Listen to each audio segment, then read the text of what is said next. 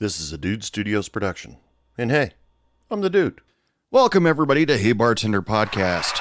Thank you. I got these little special effects buttons. I got to use them every once in a while just because they're there. I am your bartender for the evening. I am the dude, or you can call me Anthony. We're probably close friends by now. This is the Saturday Night Big Show, people, and tonight's special guest is Dana Bollen from Lynn, Massachusetts.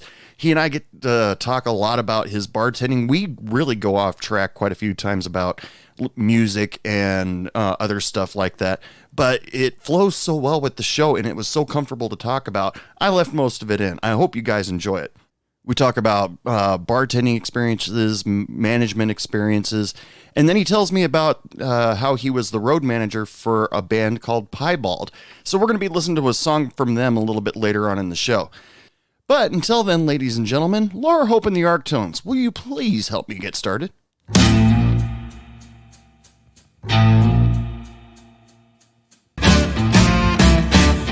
bartender, pass me a drink.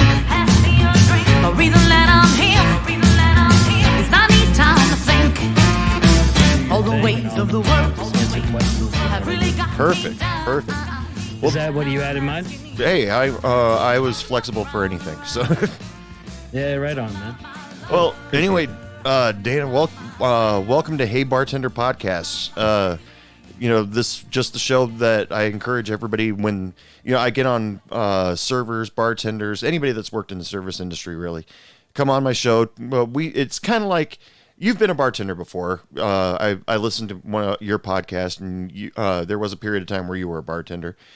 And you've sat. I am now. Or you're still a bartender. That's right. Yeah, I just bartended today. Are we recording, by the way? Yes, we are. Right I don't really do. I love it. Let's do it. Okay. I kind of took a note from Chris Hardwick to just kind of coast right into it.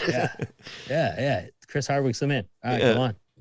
But it's kind of like after shift. Some like late at night shift. Your friends go to Denny's or Waffle House or something like that. Sit BS about your day. Talk shit about customers. All that stuff, and and share some stories that you feel are important to the service industry and all that sort of thing. So if you're comfortable with that, let's get started. Sure, man. I'm having my shifty right now. Hey, all right. Actually, I like to go 1-1. So I'm doing a little whiskey and a beer here. As long as you don't mind. Was that Fireball? Or yeah, it was Fireball. Yeah. I mean, I prefer like a Jameson or whatever, but that's all. I had a couple leftover Fireball. Yeah. I don't know if where are you from? I'm originally from Portland, Oregon, but I live in Texas right now.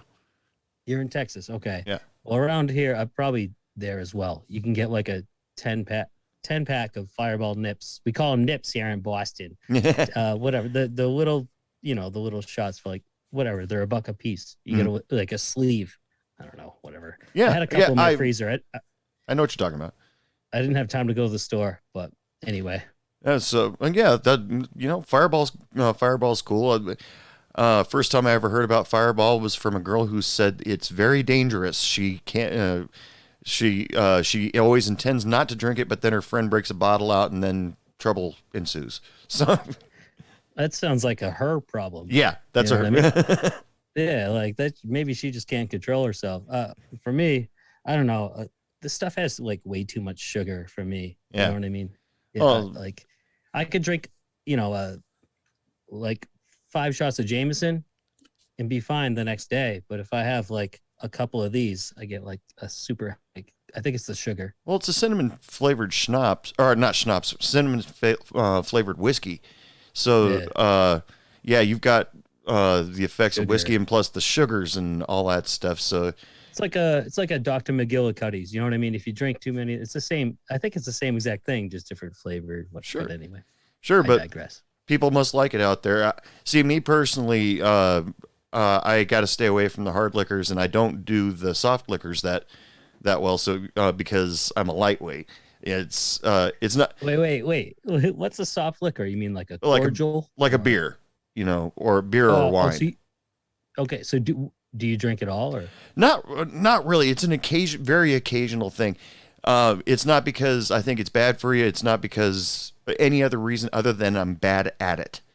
And, because my family heritage, my mother's Vietnamese, and when I get alcohol in my system, majority of the time my face turns red as a stop sign. And yeah, there were a couple times where I was hanging out with old high school friends that were going through pre-med and stuff like that, and they thought I was going through anaphylaxis. And I'm just like, no, leave me alone. I'm fucked up.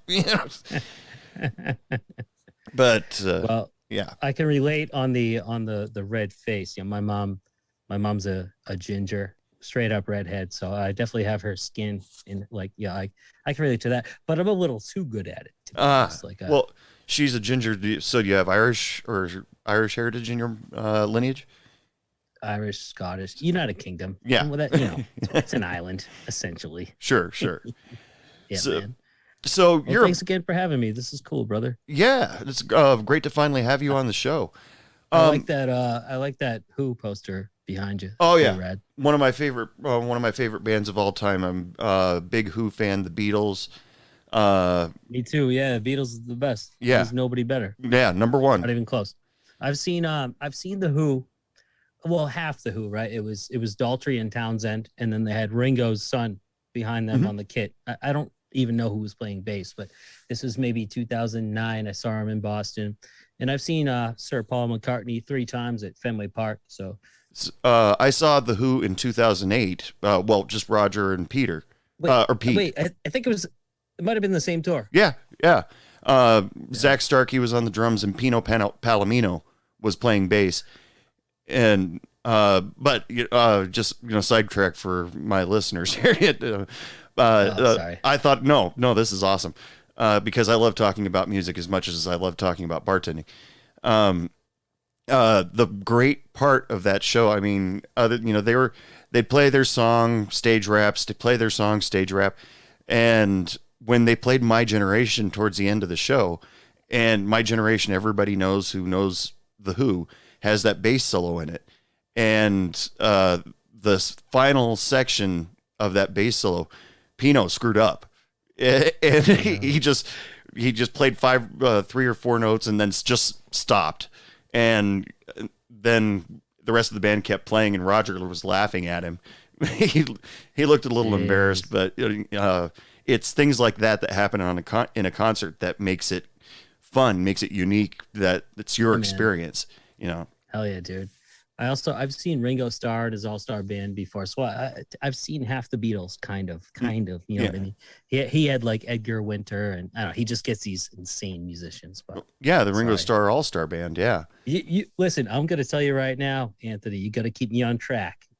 Oh, you got to keep me on track. No, people get people will get what they get on my show. And it's also kind of cool for me to be on this side of the interview seat, or table, if you will. I haven't done that yet, but it's got to be different. Yeah, man. But have to get you on my podcast sometime. Hell yeah.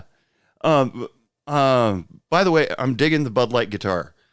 Where'd you pick up? Oh, thanks. Pick that up.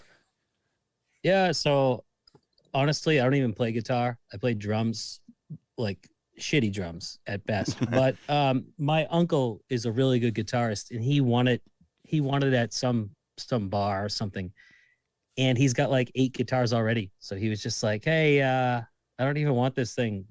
Would you want it?" And I was like, "Yeah, I'll just use it as a podcast background kind of thing." You know what I mean? Does it play? Oh, it plays. It's not in tune. Oh, and yeah. I mean, I could pick it up off the wall and play it. Not well, because I don't play guitar, but yeah, honestly, it's just a prop. Sure. Because it looks cool behind me. But it's funny you asked, because as soon as I put it up, I was like, people are going to ask me if I play guitar, and I'm going to have to tell them no. Yeah. In one of the videos that I made for like Instagram or something like that, one of my listeners spotted a couple of my guitars in the background, and all of a sudden they're wanting to know what I play, how often I play, what other guitars do I have, and I'm just kind of trying to lean away from it. I mean, I'm not a great guitar player. I'm a very good amateur. Right. I mean, that's cool, man. Yeah, as long as you enjoy it. Yeah. If the Beatles would make their songs a little bit simpler, I'd be a great guitar player. Yeah, well, life is hard, Anthony. Anyway. I do play I play the cowbell professionally. Oh, right. Yeah, I saw that on your Instagram page. We can talk about that later if you want, or Sure. we can just talk about bartending. It's your show, brother. Yeah, we'll just see. We'll just see where it goes. But the official start of every Hey Bartender podcast, when I have bartenders on, is have a bartender give the drink special of the day. Now, is there a drink that you invented yourself, or something that you just enjoy pouring? Yeah, man, that's a good question. And first of all, let me just say that I find that there is a difference between a bartender and a mixologist. I am not a mixologist. No, neither am I. I'm a bartender, which means I stand behind the bar, I work really hard, and I sling drinks. So I don't have a drink that is special of mine. If somebody asks me, hey, what's your favorite drink? I say beer. And they say, well, what about like something else? And I say like Jameson. So, you know what I mean? But what I will say is we have a couple of pretty killer drinks at the bar that I work at. One of them we call the Spa Water Martini. It's pretty good. So you take a couple slices of cucumber, muddle them up, right? Throw in some ice, throw in it's Kettle One cucumber mint. It's like a greenish bottle. Okay. So you throw some of that in there, little triple sec, little lime juice, and that's it, man. Shake it up with some ice, obviously. Put it in there, a little orange garnish. It's a pretty killer martini. So that's a popular one and one that I enjoy very much myself. Oh, cool. What was it called again? We call it the Spa Water Martini because, like spa water, like if you go to a spa and get like a massage or whatever, they have like cucumbers like in the little jug of water. Yeah. So it's like, because we muddle the cucumber. So it's Spa Water Martini. It's pretty killer. Does the vodka really come out, or does the cucumber kill the vodka taste? No, it's kind of perfect, man. I think the cucumber comes out just right. The thing is, but if you muddle the cucumbers too much and shake it up, and when you strain it out, there's like there's way too many tiny little pieces of cucumber in there. So you can over muddle it. Mm-hmm. Does that make sense? Yeah. If you over muddle it, you get like cucumber in your teeth and shit. So, but as long as you avoid that, you're golden. You know what I mean? Yeah. Okay. So there's a technique to it, a science to it, if you will. Okay. Yes. So, and you had the podcast listeners, if you try out the Spa Martini, let us know what you think about it. Either contact Dana Bollen, we'll have his information towards the end of the episode, or contact me, dude at heybartenderpodcast.com. All right, so the best place to start when I'm meeting somebody for the first time is at the beginning, but we're not going to go all the way to infancy. Where were you born? Or because there's really no point to that. But you're in Boston. Yes, sir. Have you always been in Boston? I was born and raised in Lynn, which is pretty much Boston. Lynn, okay. Mass. Yep. When did you start up in the service industry? All right, service industry. When I was 14 years old, I worked salad bar and dishes at a summer camp for a couple of years. Fast forward, when I was 16, I worked at a place called Kelly's Roast Beef. Kelly's Roast Beef, it's like a quick casual, it's a step up from like McDonald's and shit like that, but almost a similar concept where you walk up to a counter and you order your food and then you go sit down, but then we would bring the food out to you. But I mean, these guys, I'm going to give you the quick backstory. So basically North Shore of Boston, roast beef, it's like lobster in Maine. You know what I mean? It's like a huge staple. Right. And Kelly's invented this. They started it in 1951. So at one point, this restaurant held the record for most Coca-Cola sales or highest Coca-Cola product sales in 1 week. And they took that Guinness record from Yankee Stadium. Wow. And then Yankee Stadium took that record back the next week. Do you know what I mean?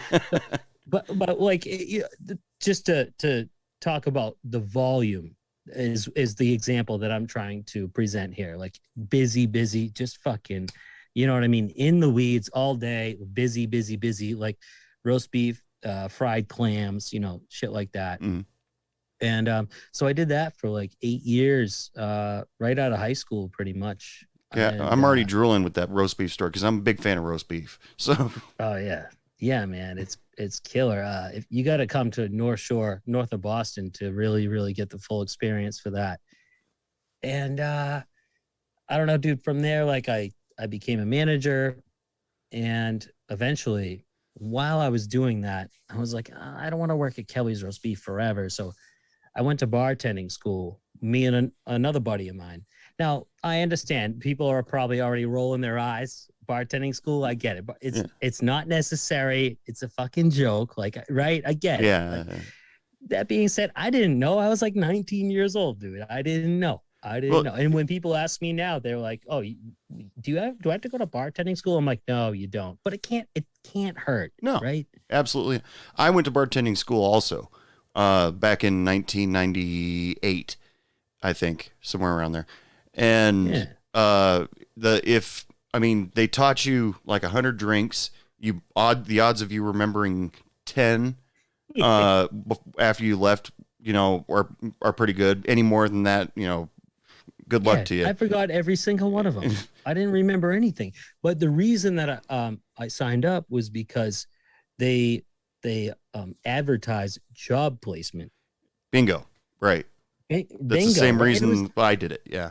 And it was like $300. You know what I mean? You go it was like 6 Saturdays in a row, and you come out tip certified as well. So it was like, whatever. I did it. I was 19. I didn't know. So as far as the job placement thing, dude, I went to the places they sent me, and they were like, "Do you have any bartending experience?" And they were like, I was like, "No." And they were like, "Yeah, we don't want you." And I was like, "What the fuck?" Like, maybe if I was a hot girl, I would have got hired. I don't know. Yeah. Sometimes that's how it goes, and that's okay. There's nothing wrong with whatever. You know what I'm saying? I don't know. But like they just didn't. They had no interest. So the whole job placement thing didn't work, is what I'm trying to say. And yeah, I agree. The same thing that wrote me into Bartending Academy is they had job placement assistants. And when I graduated from there, they gave me 3 names to go check out. And so I wandered over to these restaurants, and the first restaurant I went to that's out of business now, not because of this story. It just happens to be out of business.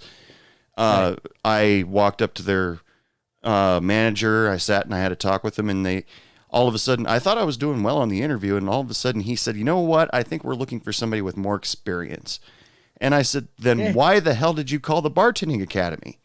And dude, that happened to me 3 different times. Yeah. That's what made me think. I was like, maybe they were just, because listen, I'm not don't take me the wrong way, but sometimes bars just want like a pretty face, and maybe I just didn't have the pretty face. Well, I don't know. But like, that's the only logic I could come up with. Like you said, I'm like, why the fuck did you tell this bartending school? Like, I just drove a half an hour. You know what I mean? Yeah. Yeah. Like, and I signed up for the school because I was looking for this job placement thing. But that's okay. It's fine. It all works out. Because I was still a manager at this other restaurant. And at a certain point, sometimes or oftentimes, bro, it's all who you know. Mm. So I knew this guy. So in the city that I'm from, like I said, Lynn, Massachusetts, there was this dude. He owned 4 different bars in town, and he had this one bar that's like, if you take baseball, right, you have the major leagues, and then you have like the AAA, AA, single A. Mm. His bars were kind of set up like that. It's actually brilliant, right? Yeah. So he had his AAA or his major league bar, and then my buddy worked at like maybe the single A or like the AA bar. You know what I mean? Yeah. Where it was basically just a bunch of old timers. I mean, it was also in the ghetto. There were crackheads coming in and shit. But as far as drinks go, it was just pouring beers, like $2 PBRs, opening beers, pouring beers, and like rum and Coke, Jack and Coke, easy. Nobody gets margaritas or nothing other than that. Does that make sense? Yeah. Yeah. Just throwing darts, hole in the wall, shithole. But I needed to start somewhere. And my buddy was trying to get up into that major league bar. So all he had to do, his owner told him, like, he was just like, yo, if you find someone to take your shifts at this bar, I'll bring you to the big leagues. So, and this was a buddy of mine. We were friends before, for a while. So that's how I got in. I don't even think it would have mattered if I went to bartending school. It wouldn't have, but whatever. That's how I got in. But I kind of made it my own, dude. Like, because once I got my regular schedule, I would just bring people down every Sunday night. People knew. And all of a sudden I was breaking records as far as sales go, because I just brought my friends down. I was newly 21. All my friends were newly 21. So people were excited to just go to the bars. So that's kind of like a long story short of how I started. So what made it the big major league bar then? You mean the major league bar is the one that he owns, which is the competitor of the bar that I work at now. Oh, okay. So I never actually, I worked at this bar that I was just talking about for like a year. What I'm saying is, like, what made the major league quote unquote bar was where it was one of the busiest bars in town, if not the busiest bar in town. Do you know what I mean? Yeah. Okay. It wasn't any kind of special, drink specials, or they do flair bartending or anything like that. No, nothing crazy. But what I will say is that the food is amazing. It was then, it still is, and I'm talking probably 12, 13, maybe 15 years ago now. Their food is incredible. Based, arguably the best steak tips, in the area. A lot of people would say that they have the best. And, they've had pre-pandemic and stuff, bands and trivia. And it was just like the most happening bar in the city, for sure. But this was before the bar that I work at now really started thriving, which is a whole separate story. But the bar that I was working at, again, like I said, it was just beers and gangsters and crackheads, but I had to start somewhere. Well, sure. Arrogantly, after I got out of bartending academy, I had opportunities to work at beer bars, and I'm like, I just spent $300 on a course how to pour drinks. I don't want to work at just a beer bar. And that's how you felt? Yeah, pretty much that's the way I felt. See, I didn't feel that way at all, man. I was just so happy to be behind a bar. I didn't care. Yeah, I didn't care at all. Like I said, I was arrogant. I just learned all these drinks, and I want to retain that knowledge. And but my first bartending job was for banquet bartending, and that was pretty much all my jobs. I take that back. But when you're banquet bartender, it's either beer in a shot or a liquor in a mixer. That's it.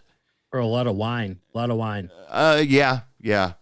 And some of that. And depending on what kind of party you're serving for it, you might do the occasional Bloody Marys for the Sunday brunch or whatever.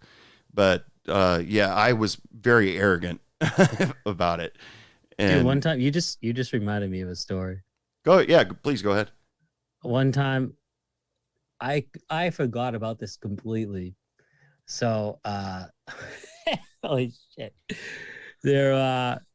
I bartended up at this ski resort up in the White Mountains, New Hampshire.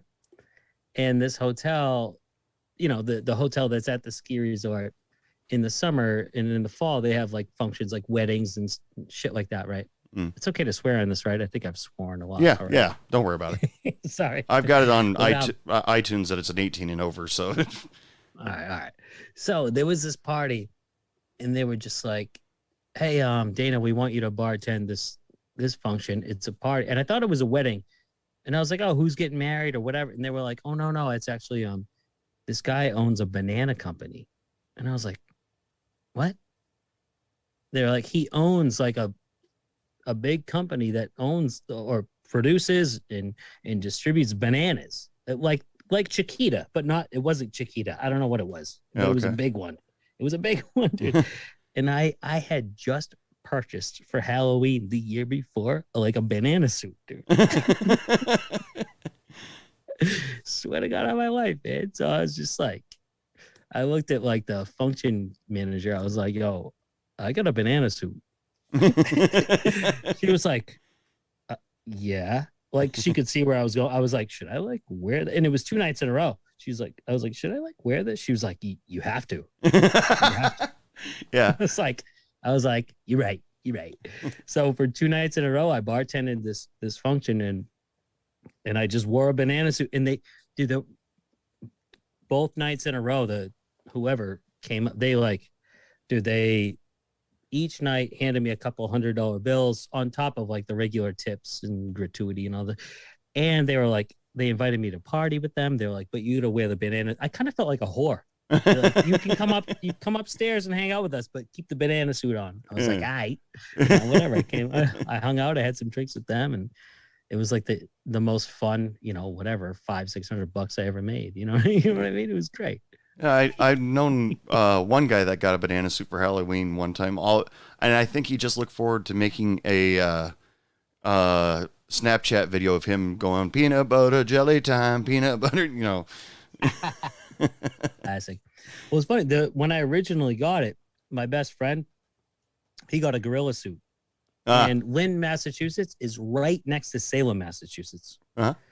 So, which is the Halloween capital of the world. Of course. We ran around Salem, and he was a gorilla and I was a banana, and he was chasing me, and that was the whole reason I did it. But then I never thought it would actually come in handy aside from that, Halloween, and it did. Well, once you find out that you won't offend anybody, yeah, you got to do it. I mean, there could have been, you did the right thing to ask first, hey, I got a banana suit for this banana company. Oh, would it offend anybody if I wore the banana suit? Yeah. And when they said, yeah, it worked out great for you. It sounded like. Dude, they loved it. They loved it. Yes. But you're right. I did ask. I was like, is it okay? But again, even my manager was like, no, you have to wear it, actually. Yeah. That's funny, man. That's weird. You mentioned wearing a banana suit. My mind went immediately to the TV show Arrested Development and the Blue Banana Stand. If you've ever seen that show, I'm sorry. I'm bad at like TV. No worries. I'm a pop culture junkie, and But if you want to quote The Simpsons, The Chappelle Show, or Seinfeld, I'm with you. Okay. Other than that, I'm like bad, or like football. I suck at TV. Well, so you're but you live in Boston. And yes, sir. Or did I say that right? Baston, whatever. Anyway, hold on. We got to correct something real quick. It's not Baston. It's Boston. Like it's if you want to do the Boston accent, right? It's BAW, like Boston, not Boston. Fucking Boston, dude. Okay. Fucking Boston, dude. That's a moment that I was that's staying in the show. I don't care. That's what you were looking for. Yeah, I was looking for that. As it should. But so you guys have the Red Sox, and we do. Now, do you follow baseball then? Yeah, I'm a baseball football guy. Absolutely, yeah. You a baseball guy? Because I've never when I was a bartender, I never retained any kind of sports knowledge. When I was a kid, I never followed any sports unless I was interested in what was happening in the playoffs, or if I had a bet going or something like that. And, but the one thing that I've always known about is the curse of the Bambino, on the Red Sox ever since Babe Ruth was traded over to the Yankees, which that curse has been lifted. 1918. Yeah. That curse has been lifted ever since though. Yeah. So growing up, I grew up going to Fenway Park, dude, and in the Green Monster and all that. Yeah, fuck yeah, dude. And I will say, like, before the Red Sox. So I was born in 1985. So I went to Fenway Park a good amount before the Red Sox first won in 2004. But prior to 2004, if you went to a Red Sox game, even at Fenway Park, because Boston and New York are only like 4 hours apart. Mm-hmm. There would be Yankees fans there chanting 1918, and they would just chant it and chant it. And that's how the Boston just started chanting, Yankees suck, Yankees suck. So that was our response. Uh-huh. And it just became this whole thing. And the rest was history. But, once we won in 2004, a lot of that really settled down quite a bit. Yeah. And then we won. Well, we've also won 4 times since then, if you include 2004. So sure. I mean, the Yankees Red Sox rival will always, until humans are extinct, that will be a thing. Until baseball is no longer in existence, that will be a thing, and it's a beautiful thing, But once we finally won, I think the Yankees were like, oh, geez, because they got nothing to. Like they are. I will listen as a Boston fan. I will say the Yankees are the greatest sports franchise of all time. I can admit that. I like sports. I appreciate sports. I dig that. You know what I mean? Yeah. Yeah. I've ran into a handful of Boston Red Sox fans that are fans to the bone, and there's nothing in this world that can change their mind. It's like that story I heard recently of Ben Affleck, a character in a movie that he was playing. The character was supposed to wear a Yankees cap, and he's like, "No, I can't do it. No, I will never hear the end of it. It's not going to happen." And for that, I respect him for that. But also, you got to also understand, like, when he said that, Ben Affleck was very well established that was recent. Yeah. Yes. That was fairly recent. Yeah. Well, okay. So in the 90s, would he have he might have worn that Yankees cap back in the 90s. Maybe not. I don't know. Yeah. You know what I mean? If one of his first movies, like Mallrats or something like that, he would have done it for the paycheck. maybe not, Yeah. That's maybe the world will never know. So, in your bar, is it a sports bar or is it? All right. So, fast forward. Wait, was this a career timeline? I don't even know. Nah, we'll just jump around. Go ahead. So, fast forward. I've worked other bars since what I told you about. So, the bar that I work at now, actually, so I live on a pond. It's actually pretty. I live on a pond right now where I'm talking to you from. Like, I go out my back door. Boom. There's a dock, and I have a kayak. The bar that I work at is on the same pond, brother. So I kayak to work every day. Cool. Kayak back. I just kayaked back home. You know what I mean? Like right before I talk to you. Yeah. You know what I mean? Pretty cool. And that's the reason I started working there, to be 100% honest with you, because I had quit this corporate job I had, went to Europe, whatever, for a long time, and came back, and I was just like, I don't want to go back to the corporate world or management world. So I just went to that bar that's like right there. Mm-hmm. But it happens to be currently the best bar, it's the best bar in the city. It's the best because it, like I said, it's on the same pond. So it's got and again, it's really hard to get like water views in the city. You know what I'm saying? Mm-hmm. So, and the food is killer. The drinks are killer. And wait, what'd you ask me? Sorry, I digress. Is it a sports bar that you work at now? No. It's all right. It's not, except for, all right, over the winter, I did kind of make it a football bar on Sundays because we have this patio that it's not quite winterized, if that makes sense. Mm-hmm. And the actual inside is very small. And pre-COVID, we could have, 100 people, maybe not 100 people in there, but like whatever, 65, 70 people in there, Post-COVID or during COVID, not quite the case. So we semi-winterized the patio. We got overhead heaters and put up some plexiglass windows, but it wasn't quite getting people in there. And I happen to be working open to close every single Sunday. So, and I happen to be a huge football. We were talking about baseball. I'm a huge football guy.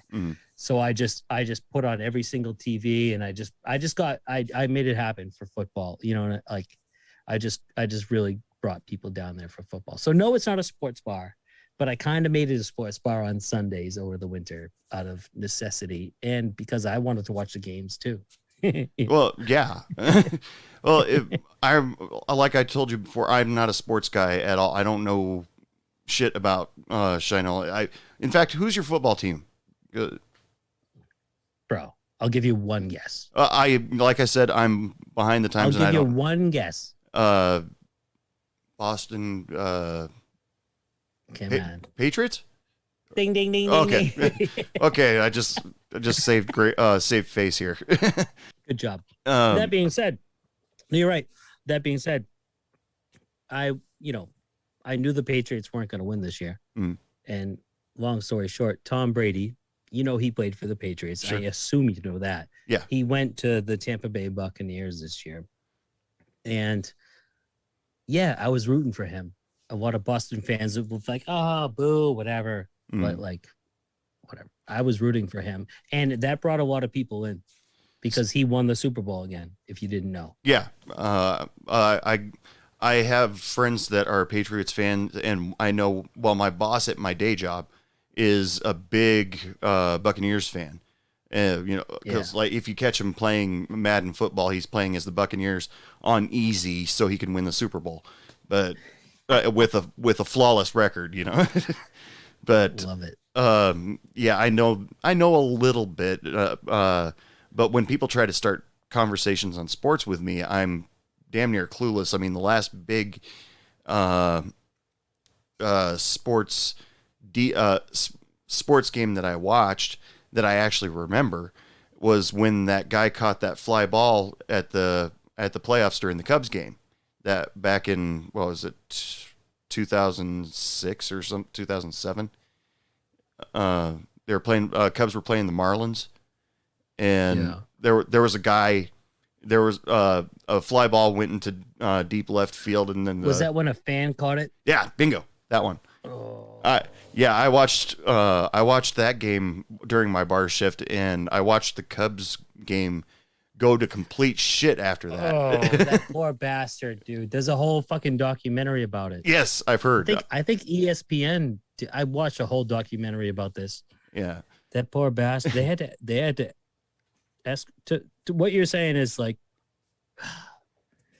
I forget exactly how it played out, but yeah, the outfielder went to go catch the ball, and then a fan just happened to be there with his glove. But the Cubs were at home, and the Cubs hadn't won a World Series since, I don't know, 1904, something like that.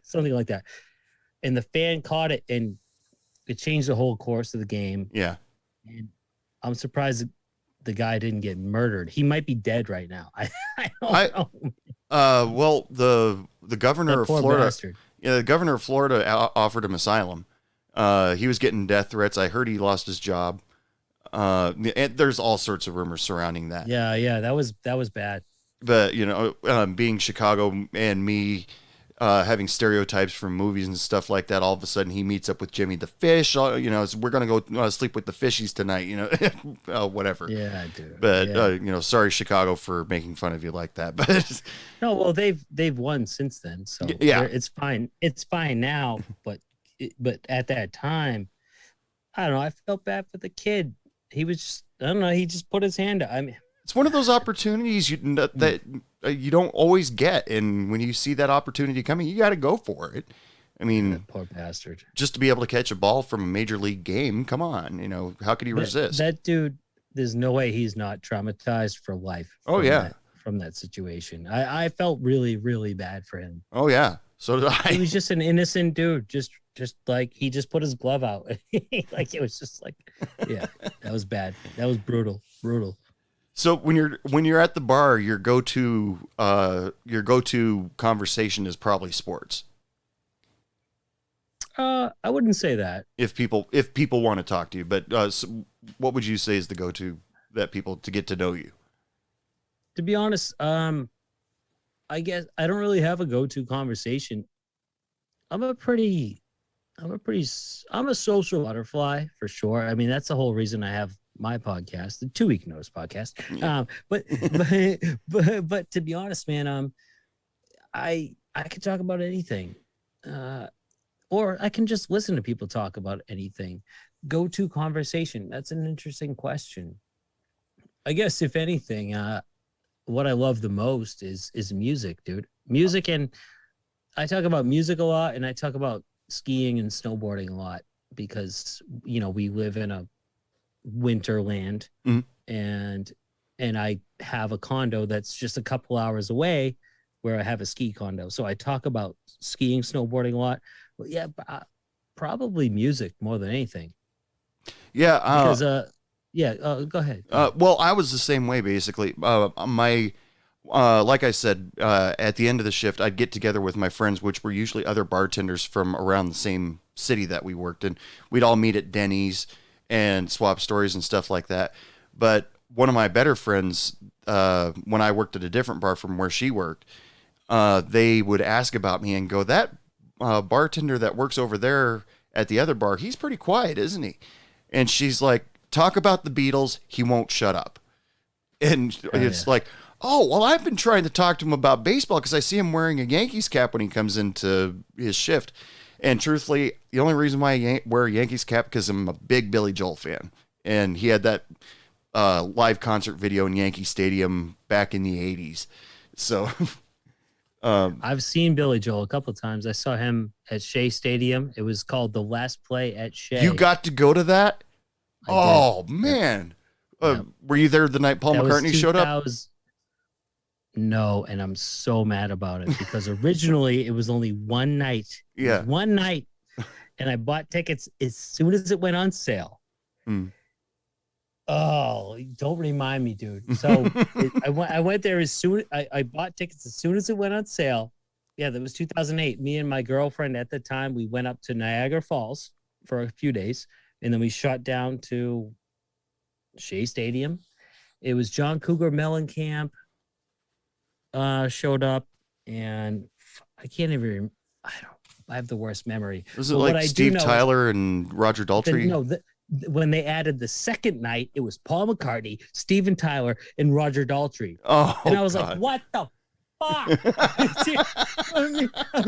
I was like, I got John Cougar Mellencamp and Don Henley or something. You know? You know what I mean? Like, whatever. It was fine. It was still great, but I was like, I wanted Paul McCartney. Yeah. I wanted Steven Tyler and Roger Daltrey, whatever. But yeah, I still have the ticket stub somewhere. Yeah. Yeah. And I've also seen him at like one of the casinos in Connecticut. Billy Joel's the man, dude. Oh yeah. I've been a big fan of his forever. But I've only seen him in concert once, and that was when he was touring with Elton John. They were basically sharing the stage. Oh, the dual, the dual piano shows. Nice. Well, it was an incredible show. So cool. I would have rather seen him at Shea Stadium, honestly, but But it was funny, dude. I was in. Sorry to cut you off. No, go ahead. But I got like last. I can see why the stadium was torn down. Mm-hmm. Because we were in the nosebleed seats, bro, and like that stadium was built when people were like really, really small. Yeah. You know what I'm saying? Like, and it was like if I was just trying to go to the bathroom and I tripped the wrong way, I would have felt down like all the balconies and like into the. Yeah, like it was sketchy, and the whole thing was just rumbling. Oh, and this is just a Billy Joel show. Never mind, like a baseball game when people are going crazy. Like there must have been fights, and maybe this was pre-cell phone cameras and stuff. There has had to have been fights where somebody got like punched in the face and just like flipped over the balcony. Do you know what I mean? Yeah. Maybe not. I don't know. Somebody at the wrong place at the wrong time saying 1918. No, wait, wrong stadium. Wrong stadium. That. Sorry about that. Yankees suck. Whatever. What? Oh yeah, wrong stadium. Mets. Whatever. But yeah. No, that was pretty cool, man. It was really cool. Yeah, I've got the video of the last play at Shea, and I'm sure it's excerpts from each show. You know, we got a good angle on Billy here, let's use that. We got good sound off of this song, let's use that, sort of thing.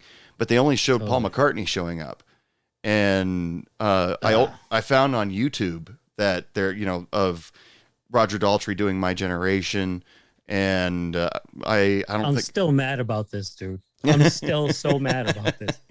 Yeah, a lot of people were really mad because they thought it was Last Play at Shea, but you're playing 3 shows. Yeah, dude, my fucking ticket said Last Play at Shea. Yeah, all right. I didn't see Paul McCartney. I didn't see Steven Tyler. I didn't see Roger Daltrey, and it was not the Last Play at Shea. I want my money back. Fuck off, dude. Yeah. I got screwed. I get it. I get it though. He made like X amount of $1 million extra. I get it. Oh, when you pack this stadium in a matter of minutes, and you start to think, well, let's give other people a chance too, you know? Yeah, but if you were me, I'd be pissed. Yeah, maybe not pissed. I'm not mad. Yeah. It's just funny. But I'm like, God damn it. You know what I mean? I was so bummed out. It's, being a big Billy Joel fan, I remember going to see Billy Joel and Elton John, and they started off the show with 2 spotlights hitting the stage and then the 2 pianos rising up out of the stage. And what venue was this again? The Rose Garden in Portland, Oregon. It used to be called the Rose Garden. I don't think it's called me that anymore. But I remember when they started playing "Hail to the Chief," and then Billy Joel came out, all waving to waving to everybody, shaking people's hands, walking from one side of the stage to the other side of the stage.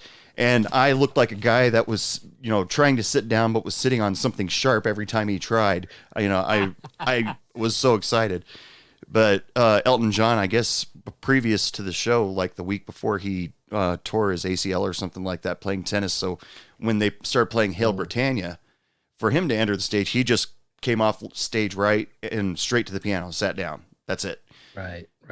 But them playing their own songs, duetting each other's songs, or playing each other's songs, it was loads of fun. I was just getting a huge kick out of it.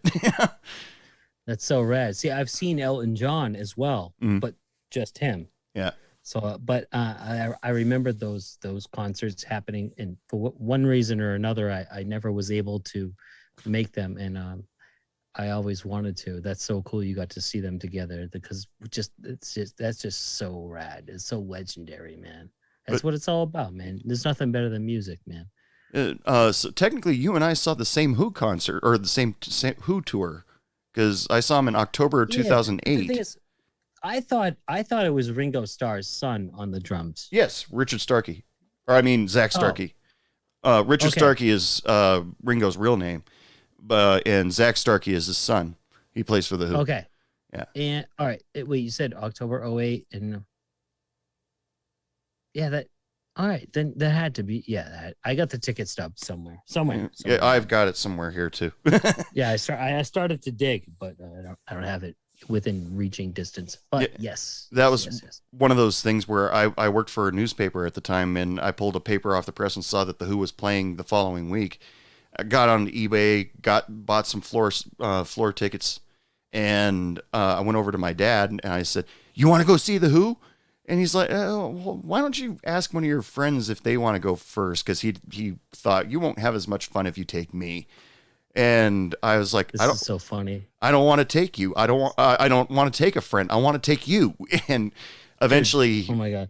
Eventually, I told him, well, none of my friends can make it. You're going to have to go with me because otherwise it's money wasted. And my mom's like, go. And he ended up having the time of his life. And he had never heard the single Eminence Front before. And it's my favorite Who song. Yeah.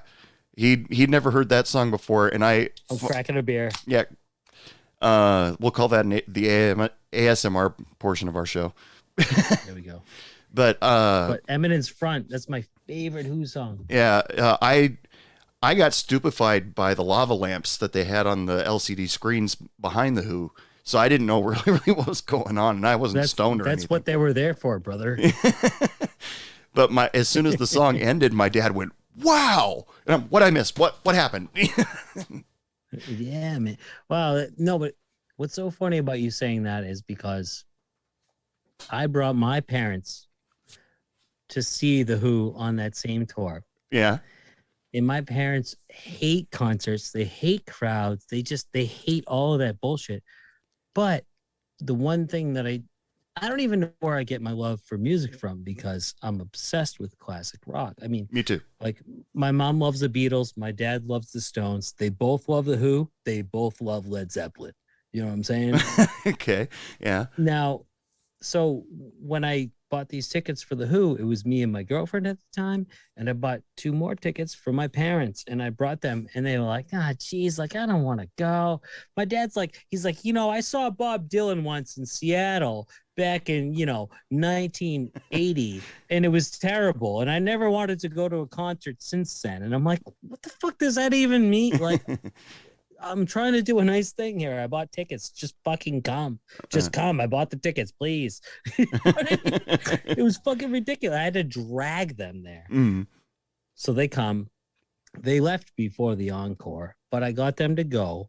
But same situation. And then a few years later, now my dad, again, he's obsessed with the Stones. And I've always wanted to see the Rolling Stones. Rolling Stones tickets, this was probably 8 years ago. I mean, it was like $400 for like the cheapest, for balcony nosebleeds. And they were coming around Boston right around Father's Day or my dad's birthday. I was just like, "Hey, Dad, I want to take you to see the Stones. Like, like I'm about to buy 2 tickets out. Like, I got a thing right now.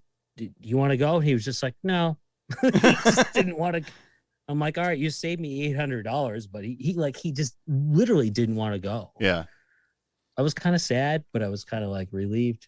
Like, I was like, all right, I saved $1,000, between tickets and beers and train tickets and whatever. But going back to what you kind of had to drag your dad there, right? Like, No, well, sort of. Once I told him that none of my friends wanted to go, not that I really tried hard to get my friends to go because my heart was set on taking him. Right. He was just, all right, I'll go. And we had, took the train there, and he was worried. He brought earplugs because he was worried about the noise being too loud. I refused earplugs because I wanted to experience the Who, but he didn't wear the earplugs. He had a great time, and had some memories of certain songs and stuff like that, and it was a great time for both of us. Yeah, dude. I will say, man, I got the tinnitus in both my ears. Mm. So like when I go to sleep at night or try to go to sleep, I hear ringing in my ears. So I always have to listen to podcasts or TV or music. Like I have to play something to go to. It's from all the concerts I've been to. I kind of wish in a way that I wore earplugs, but I probably still won't. Mm-hmm. You know what I mean? Well, I can't blame it on going to concerts because, like all the concerts that I wanted to see, in Metallica in particular, every time they came to town, I was either grounded or I was broke, and couldn't afford tickets, and so I've always wanted to see them in concert. One time, actually, I was going to go see him, but my girlfriend broke up with me and took her new boyfriend. That was weird. It's like I'm destined not to ever see Metallica. That's brutal. Jesus, that's fucking brutal, brother. But yikes. Beyond that, I've wanted. You got to shake that one off. But there's a lot of concerts out there that I've always wanted to see. But I've been a musician. I've played music for most of my life. When I got to high school, I got the opportunity. My parents bought me a drum kit. And I would have headphones on, have to have the headphones at full blast to play along with my favorite Metallica, Van Halen, whatever album I felt like at the time. And so I should have worse tinnitus than I do. I've taken the headphones off after playing 2-3 hours, and ears are completely fatigued, hurt, ringing. But I'm actually doing okay, and I do have to have a fan going when I go to bed. Yeah. Maybe that's good genes. I don't know. Just lucky. But man, music's the best thing in the world. I recently did a tour with the band. I don't know if you know the band Piebald. Oh no. But we did a tour. We opened up for Dashboard Confessional. Mm-hmm. If you know them. Yeah, I know them. Yeah, man. Whatever. That was like. I guess I'm going off track here, but there is no track. Stop worrying about that. Just talking about music, man. Like I had this corporate job. I was making 6 figures, man. I was like this executive, and it was so hard to walk away from the money. So I just did it for years and years, but I was so miserable. And eventually I just fucking had the balls to quit. I said, fuck this. I don't need this anymore. I just quit, dude. Mm. And I went to Europe for like 4 months and just open-ended trip. I took a boat from New York to Rome, Italy, and I just wandered around. I wandered around Europe for 4 months, dude. Came back, and that's when I started bartending again. Mm-hmm. Just trying to figure out my life. And the band Piebald, I'm wearing the shirt right now, actually. Yeah. The band Piebald, I had been touring with them a little bit, like here and there. And Dashboard Confessional announced this big tour like 2 months after I came back from Europe. And they were just like, hey, we want you to be tour manager. And before that, I had just been the merch guy and cowbell player. You know what I mean? I was really just their biggest fan, turned cowbell player, turned merch guy. And then all of a sudden they were like, we want you to be tour manager. It was literally just a dream come true, man. Yeah. And they had me tour manage for them with Dashboard Confessional. And that led right up to like probably March 1st or so, 2020, right before everything shut down, if that makes sense. Yeah. You know what I mean? Like right before the Corona hit. Right. Well, luckily the tour ended and you didn't have to have an abrupt stop. And yeah, sorry to tell you my life story. No, that's what this we're talking podcast about is for. music and shit. We're going to take a brief break from this interview with Dana Bollen, and I'm going to sit here and remind you guys to go over to www.heybartenderpodcast.com and check out some of the merchandise I got there. I've got t-shirts, I've got poker chips that I'm trying to sell as challenge coins, but they're poker chips because I couldn't afford the actual metal coins. But you guys will love them. One side says I'm buying, the other side says you're buying. They're awesome. Also, if you want to be a part of Hey Bartender Podcast, all you have to do is email me, dude@heybartenderpodcast.com.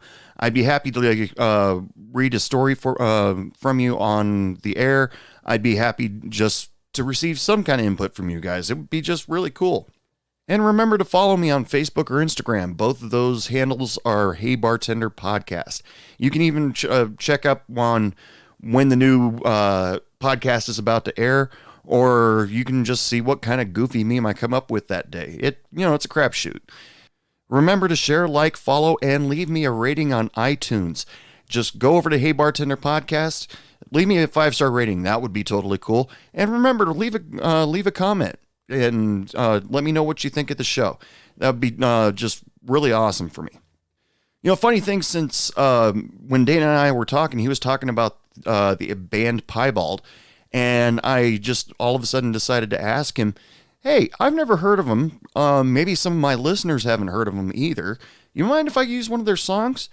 So he hooked me up. From their album, We Are the Only Friends We Have, this is Piebald with their song American Hearts.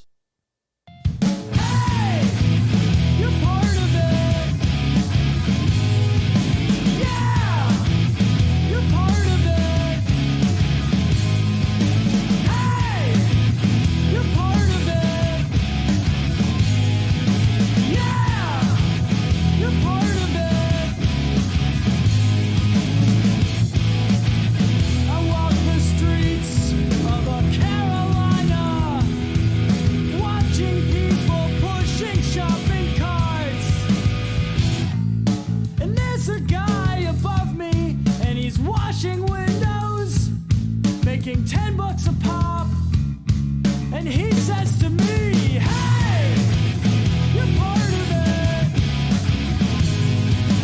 Yeah, you're part of it. Hey, you're part of it. Yeah, you're part of it.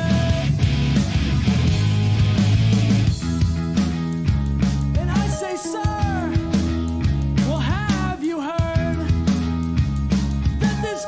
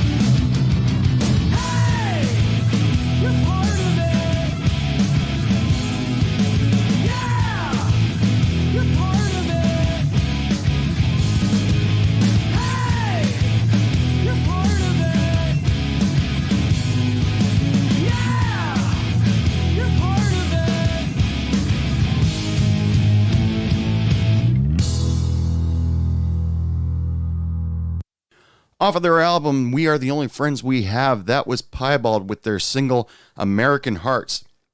If you want to find out more about Piebald, you can visit their website, www.piebald.com. You can also find their entire music catalog on iTunes. You can find it on Spotify. And remember, you can follow them on their social medias, Instagram, Facebook, Twitter. I'm sure they got a lot of information going on right now since everything is opening back up and we are allowed to go out. We are allowed to party again. We are allowed, even everybody's got to be getting set up for their next tour coming up because we've been doing nothing for a long time. So go check out Piebald on iTunes or Spotify. All right, let's get back to the last half of the interview with Dana Bollen. Let's get a couple more bartending stories in before we get into. Sure, yeah, go for it. But you said you went corporate for a few years, was it? Yes, sir. And when you left bartending to go corporate, I actually lost my job bartending, and my friends. I was in my late 20s, and my friends were like, "Get a job with benefits, get yourself some medical insurance." Of course, when I was in my 20s, I thought I was bulletproof. I don't need medical insurance, but I had a difficult transition from taking home money every night, and all of a sudden only having money every other week. Was there a difficult transition for you in there? From having tips in your pocket every night to never. I mean, listen, I was doing both, bro. So I was working at that place, Kelly's Roast Beef, and I was bartending on the side. And then I started working at, you probably know Fuddruckers. Of course, yeah. You said you're in Texas, right? Yeah, I know. Fuddruckers is pretty big in Texas. Yeah, I know where one's at. So I was a GM for Fuddruckers in Texas for a couple of years. Well, no, I'm sorry, not in Texas, but for Fuddruckers in Massachusetts for a couple of years. And then I went to Panera Bread. Mm-hmm. And I was the director of baking, so I was overseeing 64 locations. Wow. For Panera Bread in New England. And I started bartending again on the side because I started working from home. While I got this ski condo. I was working at a ski resort. Mm. Like working the bar while working from home at Panera Bread. So I would be on a chairlift, like doing conference calls for Panera Bread. and then I would like snowboard, you know what I mean? Then I would go work at the bar. It was amazing. That's like the best time of my life ever. Yeah, that's like dream job right there. it was a dream job. And then see here's where shit got weird because my numbers were the best in the company. I was the best in the country for a while, the entire country in my position. So like they didn't really question me for a long time. You know what I'm saying? But then they were like, nobody's really seen you for a while. And I was like, all right, well, what's the problem? Like my numbers, you know what I mean? I ran a really tight ship. Sure.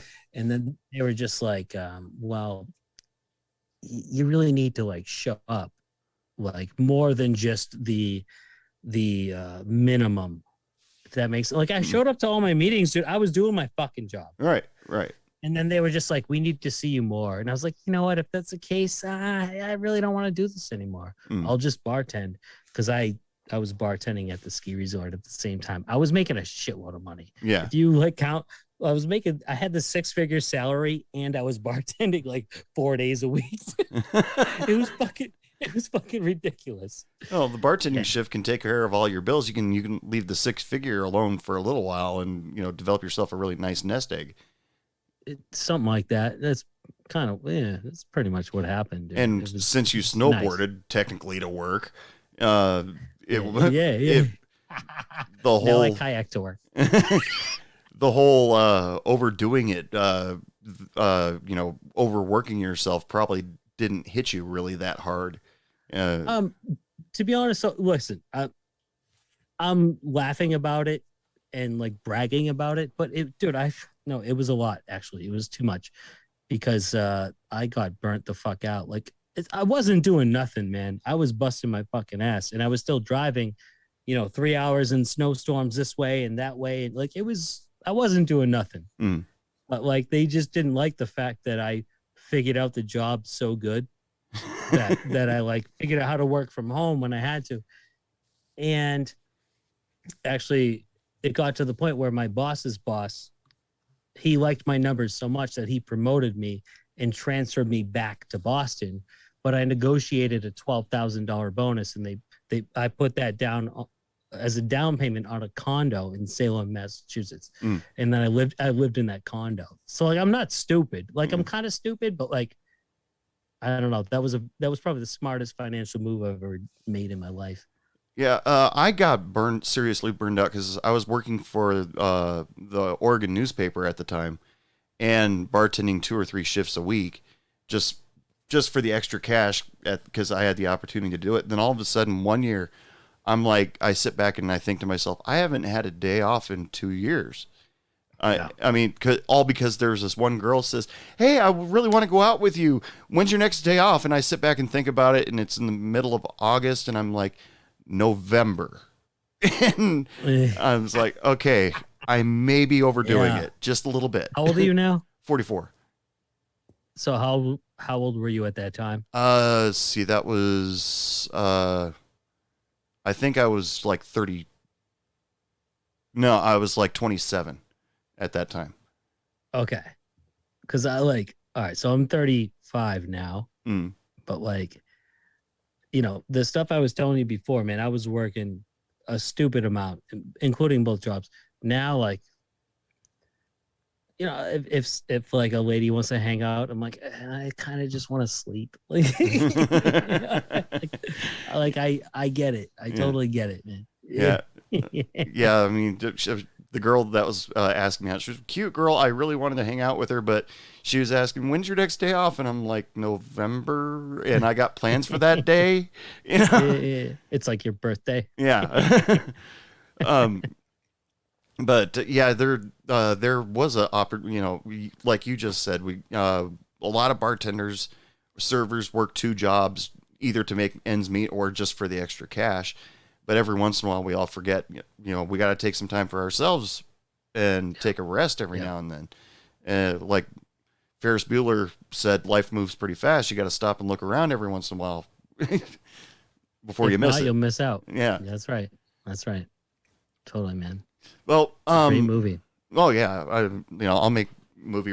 That's how I made my living at the bar, is pop culture references, movies, music. Oh, so you're a movie guy. Yeah. Okay. See, I'm a music guy. You're a movie guy. Yeah, all movies, music. Yeah, I'll talk about all that stuff. I mean, me and my cook would have arguments about various things that happened in certain movies, or not to the point where we were like, what's the true meaning behind The Princess Bride? No, we weren't like that.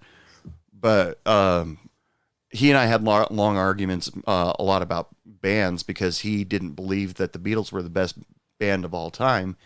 I think his choice was like... I support you on that one. Yeah. Who'd he have? I'm trying to remember his choices. Maybe it was like the Clash or something. Doesn't matter. It was like yeah. Clash is great, but not even close to the best ever. I fucking love the Clash. Is amazing. Yeah, but I mean, come on. What the fuck? But he introduced. Well, what's your favorite movie ever, Anthony? Oh, that's a really tough one to. You had to pick one. All right. Put it this way: forget favorite movie ever. I want to ask you, dude. If you were stuck on, deserted island, and you could only watch one movie for the rest of your life over and over, what would you choose? Oh God. That is a really, really tough question. I'll tell you right now, I'm a simple man. I'll go Happy Gilmore all day. Really? Happy Gilmore? It makes me smile. It makes me laugh. I'm not a movie guy, like I said, but that movie makes me laugh so hard every time. It just makes me smile. But that's me. I want to know yours though. I think it would end up being Star Wars. The Star Wars guy. Episode 4, A New Hope, but I only know it as Star Wars because that's the way I grew up. But yeah, as movies go, I've watched Star Wars over and over all my life, and there are people who are a lot more detailed into Star Wars than I'll ever be.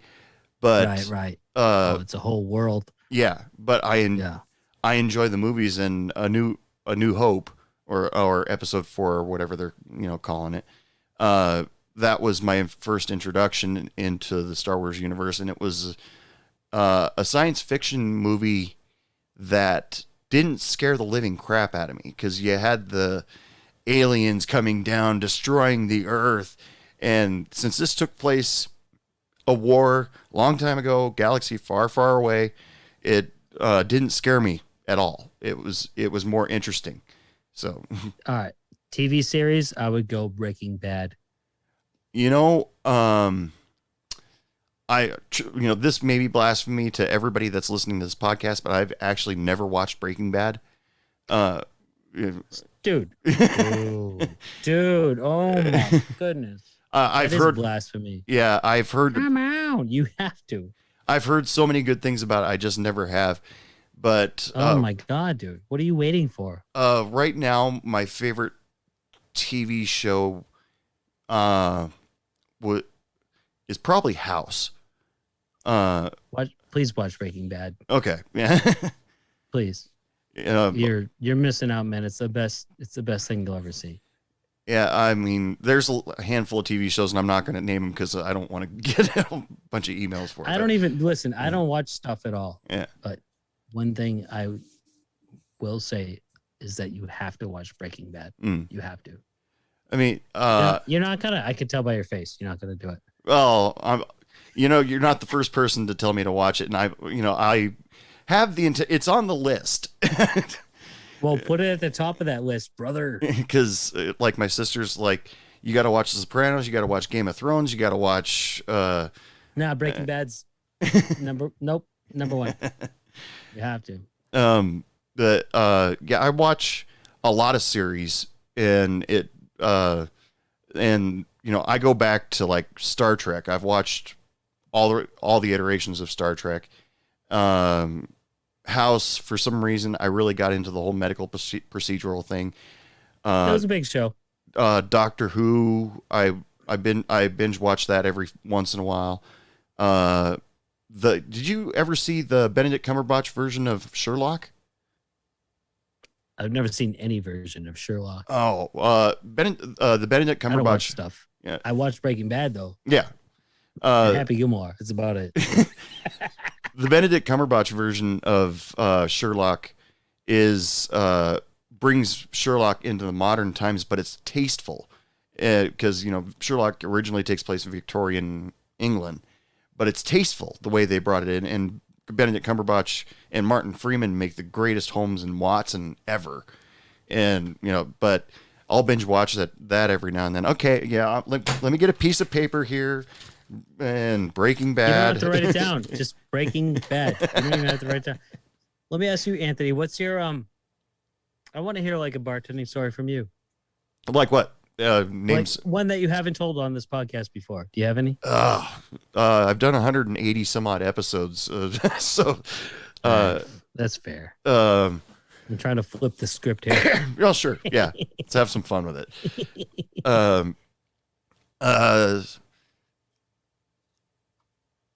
Let's see. What does it? Worse, like maybe like a customer who's just a fucking jerk or something like that. Well, I had customers who were jerks all the time. Some my favorite stories though. There's this one guy. He owned a salon in the next town over. Spa, not a salon. And he thought he was top shit. I've got money. I've got, I can get any woman I want, just snapping my fingers. And just for laughs, one night he came into the bar, and he's trying his hardest to talk a woman who a lesbian woman to go home with him. That was just his conquest for the night. And I kept laughing because I knew it was never going to happen. I could see it in her face. Did he know that she was a lesbian? Yes, it was his conquest. Oh, she's a lesbian.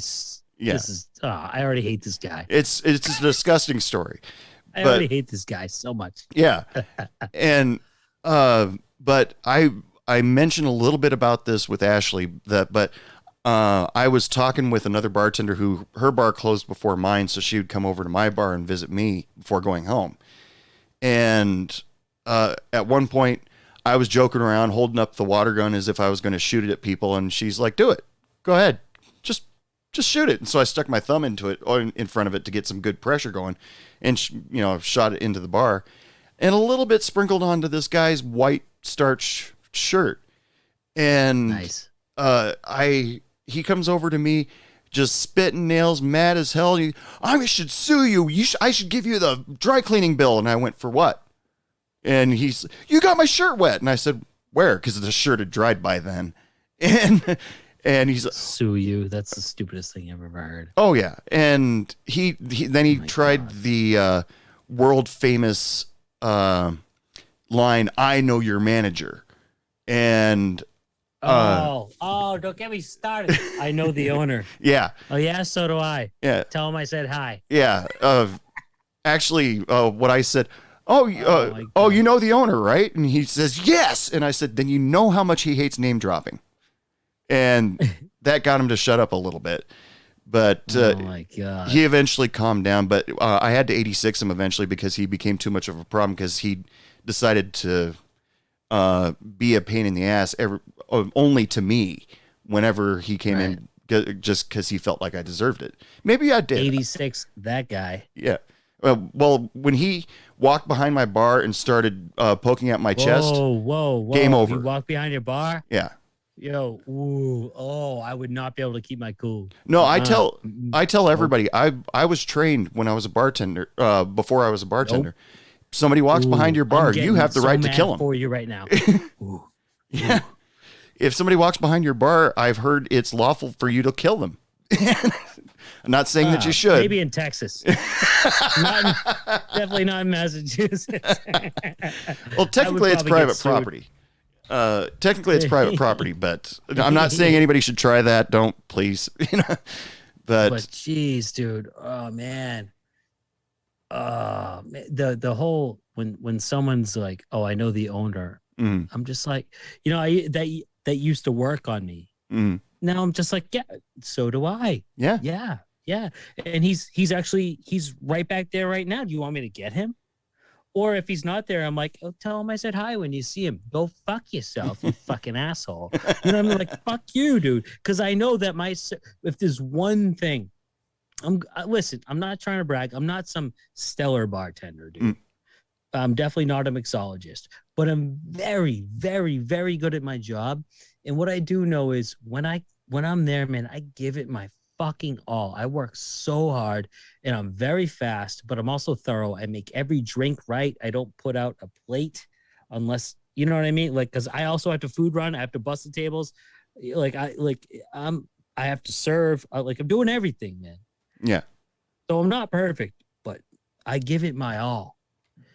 So fuck off if you don't like me. Like I'm at the point where I'm just like, dude, like you have nothing to, unless I'm absolutely slammed. Maybe you could complain that the service is slow if we're understaffed and I just can't get, like if sometimes I'll have 7 tables and we're doing all the service drinks and I'm answering the fucking phone. Like that's a lot, but I'm giving it my all. So like, if you want to talk to the owner, be my fucking guest. Yeah. Please do. And tell him I said hello. Like, fuck off. Now this You know kind what of I mean? this kind of campaign that I've kind of started. If you look at my Instagram page, I've taken over a specific hashtag. Now I want to see your reaction to the phrase, "Why don't you get a real job?" Why don't you get a real job? Okay.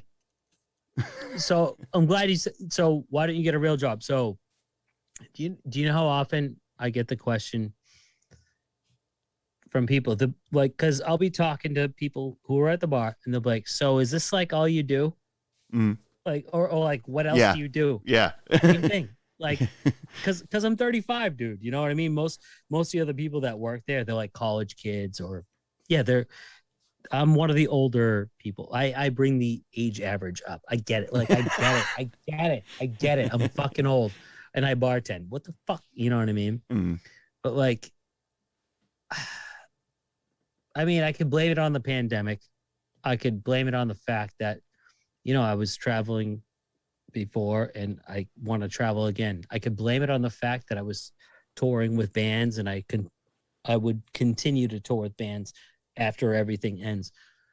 But at the end of the day, if I didn't have those things, I might still be bartending. Sure. And I would still be proud of that. So fuck off. I make good fucking money, dude. Yeah. It is a real job. And I kayak to work. Go fuck yourself. How many people can say they kayak to work? No, I'm with you. No, I'm with you on that because I get asked that a few times a week. So like, what else? Is this all you do? That's the one that gets. So like, is this it? Mhm. Just like, what? How old are you? 35. Oh, so like, is this all you do? Like, fuck you. I own 2 condos and I've worked really hard. I worked in the corporate world, and I can't even. Other people might not have those things or have done those things, and there's nothing wrong with that either. Fuck them. Oh, you get me fired up. See, I was kind of aiming for that. Sorry about that. No, I appreciate it. I respect it. Okay, so tell me about your podcast, 2 Weeks Notice. Yeah, man. So it's called the 2 Week Notice Or podcast. 2 Week A lot of Notice. people, no, it's okay. Honestly, a lot of people think it's 2 weeks notice. Maybe I fucked up when I named it. That's okay. It's called 2 Week Notice Podcast. And to be honest, it started as a travel log. So I've referred to the time I went to Europe before. That's when it started. I took a solo trip. I took a boat from New York City to Rome, Italy. And it was a one-way trip. And I didn't know if I was going to be in Europe for maybe a month. Well, that turned into 4 months. At that time, I started a travel log. So I would just talk about my day and talk about where I was. I hit almost 30 countries. And that's really how the podcast started. I was just trying to keep in touch with my friends and family. Like I said, I came back from Europe and I was enjoying doing the podcast so much. I was like, I should keep doing this and find a way to keep guests, right? Like just get guests on here, like not just me rambling about being in Europe. Mm-hmm. And I was like, what's related to quitting my job? My first pick was actually Final Written Warning. I thought that was kind of a cool name. I wanted it to be like work related, like quitting your job related. Mm-hmm. Final Written Warning was taken, so I went with 2 Week Notice. Boom, there you have it. And then I went on tour with Piebald and the legendary Dashboard Confessional, and the pandemic hit. So it turned into, and now I'm interviewing all these musicians. I've interviewed most recently Eddie from Taking Back Sunday, Tucker from the band Thursday, all the guys from Piebald. I just interviewed Chris from the band Less Than Jake. Just like a lot of these, like in the emo ska punk world, if that makes sense. Yeah. So that's my wheelhouse. But I've also interviewed comedians. Like I interviewed this guy Joe Bartnick, who is like Bill Burr's best friend. And so I just interviewed this dude who I went to high school with. He went to the NBA. He played for a couple of different teams in the National Basketball Association. So, I don't know. I'm just going with the flow, man. And I look forward to the day when I can travel again and tour with bands again. Yeah. In your Instagram page, it says you're a cowbell player, hype man. So did you just, you mentioned that you're like a big fan that just all of a sudden they just brought up on stage and put to work, basically. Yeah, pretty much, dude. I was the band Piebald. I was their biggest fan. And then one day I showed up in Los Angeles with a cowbell and a 12-pack of PBRs at their sound check. And they made me try out and they're like, you're fucking hired. You're awesome. And then that turned into me selling their merch, and then that turned into me being their tour manager. So yeah. The picture of you holding the cowbell high and proud in your profile picture is epic. Yeah, man, it's the coolest thing that's ever happened to me in my life, and I'm very grateful for that. So They're the best dudes ever.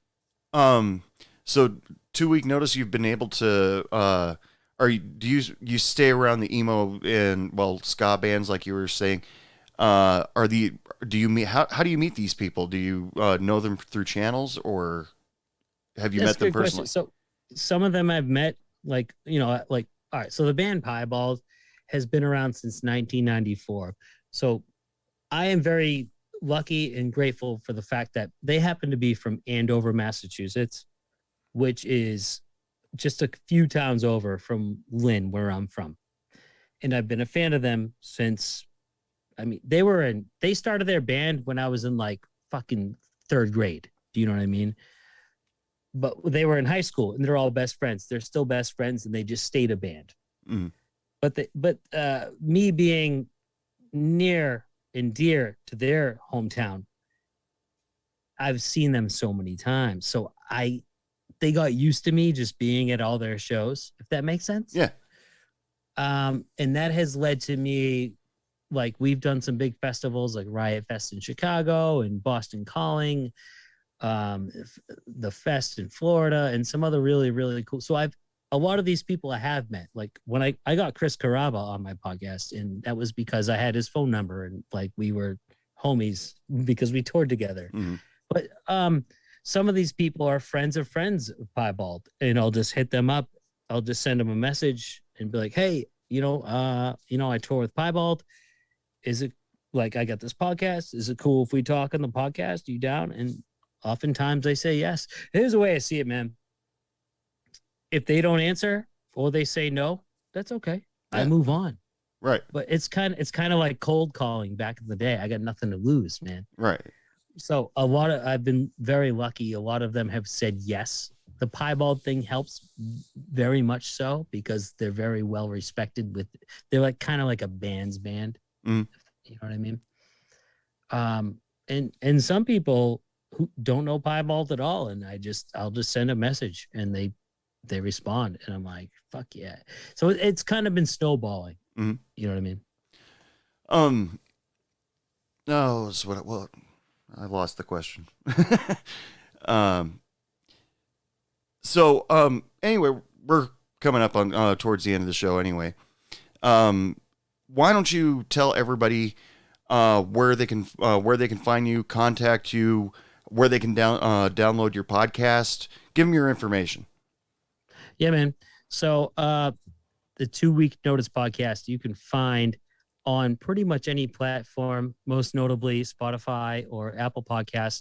So if you type in 2 week notice podcast, there's no S, 2 week notice podcast, right? You type that in and it's the one with the peace sign. You can see it right behind me there, Anthony. Yeah. It's got a peace sign. It says 2 week notice podcast. It's got all the musicians.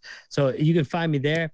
On Instagram, you can find me at Dana Fuggin B. That's DanaFuggenB. Dana Fuggin B. That's me. Awesome. Well, thank you so much for taking a little bit of time out and being on the show. You're welcome to come back anytime you feel like it. Dude, thank you, Anthony, for having me. This has been an honor and a pleasure. You're really cool to talk to, man. I appreciate it. You're an awesome guy. Yeah, it was really fun talking about music. And we got a couple bartending stories in there, so that worked out. Yeah, man. Yeah, I'm happy to come on and talk anytime.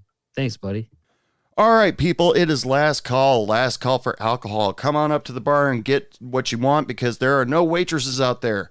I can't move from this spot. I'm sorry, I'm stuck. Want to give one more thanks to Dana Bollen for being on the show, sharing some bartending stories and talking a little bit about music with me. Actually, probably it was a little bit more than a little.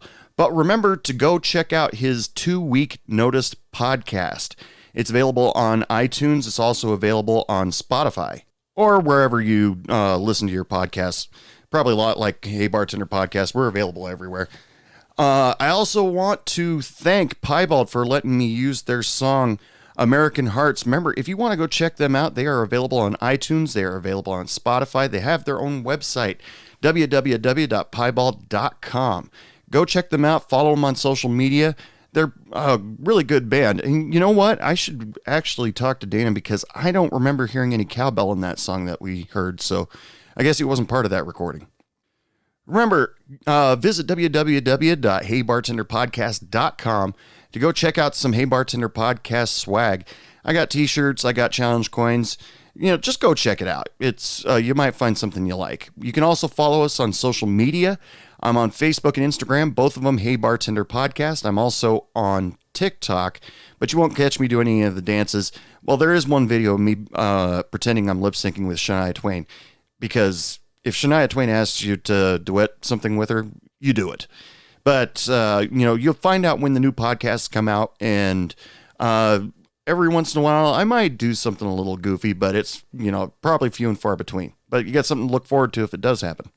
And I thank you guys, the listeners. You guys keep my self-esteem high and make me want to continue to do Hey Bartender podcast, because just seeing those numbers, yes, it has become an obsession to see how many people are listening to each episode. But, I don't have the thousands upon thousands of listeners that some of the other podcasts have, but the numbers that I do see on there, I greatly appreciate every single one of you. And, if you have any questions, if you have something to say, if you want to be on the show, all you have to do is email me, dude@heybartenderpodcast.com. I'd love to hear what you have to say, and, just interact with you guys a little bit more. That'd be a lot of fun for me. And remember to share, like, and subscribe to Hey Bartender Podcast. Get on iTunes, give me a review. 5 stars would make me really happy. And leave a comment. Tell me what you think about the show. It would be great to hear from every single one of you guys all over the world. But until next time, ladies and gentlemen, the bar is closed. I just want to wish you all, as usual, lots of love, lots of sex, lots of happiness, and don't take any shit from anyone. Good night. What do you mean it's last call?